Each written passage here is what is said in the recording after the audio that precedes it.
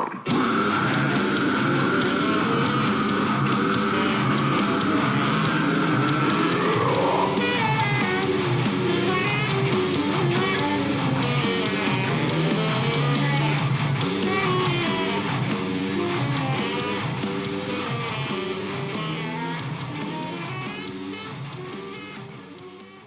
Welcome to Album of the Week, episode 55, November 2023. Hi folks, great news if you remember our winners of Album of the Week from episode 52. I'm talking about Swiss avant-garde extreme metal crew Trance, who released their debut album The Seven Crowns on the 20th of October. I'm delighted to announce I interviewed guitarist and songwriter Jonah Nido for our Behind the Album series. You can watch our track-by-track analysis on the SBR YouTube channel from Wednesday the 6th of December 2023. Anyway, for those of you new to this channel, here at Scream Blast Repeat we bring you all things extreme metal, prog and dark alternative. You can read our daily reviews at www.screamblastrepeat.com.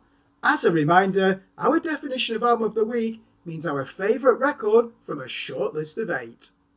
Today, we review the 7th album from German avant-garde metal fiends, Maladie. Their new LP is called For We Are the Plague, and they released it via Apostasy Records on the 24th of November 2023. Maladie are an unusual proposition. Hailing from Germany with roots in the country's black metal scene, they might be the most prolific band in the underground. Now on their 7th full-length offering since forming in 2009, they managed to release a record every year for the last 4 years. This would be an achievement for most artists, but Maladie play complex and challenging music that demands supreme musicianship and imagination. The idea of a double album clocking in at 1 hour and 10 minutes at this stage in their career would be a risk for most. But not these Germans. Indeed, the triumph of For We Are the Plague lies in its ability to keep you enthralled from the first to the last minute. We struggle to define avant-garde metal. Is it a collective of musicians incorporating non-traditional influences into their art and their aesthetics? The more experimental, the more likely we can give it this term. But what about those bands that write choruses and solos and play up to cliches with a devilish sense of humour? There's a wide chasm between Mr. Bungle and Celtic Frost, and Maladie belong in the former camp. To them, nothing is off the table. They take great pleasure in confusing you and second-guessing your instincts, and yet they can go toe-to-toe with any extreme metal band when they embrace the heavier side of their music. The bass-hungry rock extravaganza of opener Anti-Mundane is a case in point. This goes in a rogue black metal direction just as you sneer with a cigarette ready to pop a party balloon. A saxophone inserts itself amongst the caverns of a death metal tangent like a magnet to a fridge door. Vocalist Alexander Vents races through the full gamut of singing styles in 5 minutes. The probability that no two songs will be the same is the only thing you can predict here. Fans of this year's opus from Avatar will know the delight this brings. And I Die Alone is an upbeat goth rock song with heavy downstrumming and operatic duo vocals that threatens a leap into the extreme yet resets to a luscious passage of guitar pickings and flute venerations. By contrast, The Growing will take you back to the 1970s cruise ship of the disaster movie era. You can envisage the black-tie dinner guests enjoyed a glass of malt as the band work in their dreamy saxophone. If only they knew the horrors that await them. Rock and roll is the devil, announces Vents in their party metal of With One Voice. When Maladie change costume, they do it with great respect for its traditions. It means they can switch from dance beats to psychopathic death metal with ease. Side 2 is longer, more ambitious, and even more unsettling. The grasp of melody in Ghost of the Speechless Void speaks volumes about Maladie's talents as songwriters. Mike Patton would love this music.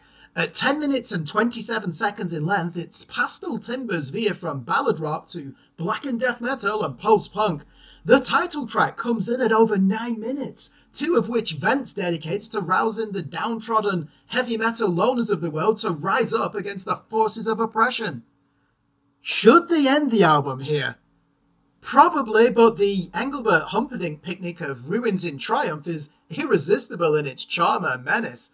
What starts as a flowery piece of sentimental crooning turned into a vicious storm of drunken punk rock through the gritted teeth of a black metal band. They stretch it to 7 minutes thanks to a stupendous outro of tech death-inspired groove metal riffing and saxophone stylings. This is the one song where you can hear the genius of Faith No More at work. Maladie are too complicated and too distinctive to fit into any category. They could have delivered a 50-minute album and held back 3 of the songs here for a future EP, but why stop when you have momentum? For We Are the Plague would be unlistenable for its sheer length alone if a death metal record or a tired piece of atonal black metal. But it's the complete opposite. Like Edge of Sanity's classic Crimson album, it incorporates everything across the rock and metal spectrum and draws on the textures of jazz, folk, and easy listening with a mischievous smile. You've got your fix of darkness, back to rock and roll, baby. Slither's vents in closing track, I Am the Tomb. Maladie are entertainers, but they also scare the shit out of you. And so, after investing an extraordinary amount of time on this record, we award it an 8 out of 10. If you like this album, we recommend you check out the following records: Edge of Sanity's 1996 classic, Crimson, Psychup's 2017 LP, Control and Alt and Fuck, and this year's Dance Devil Dance album by Avatar.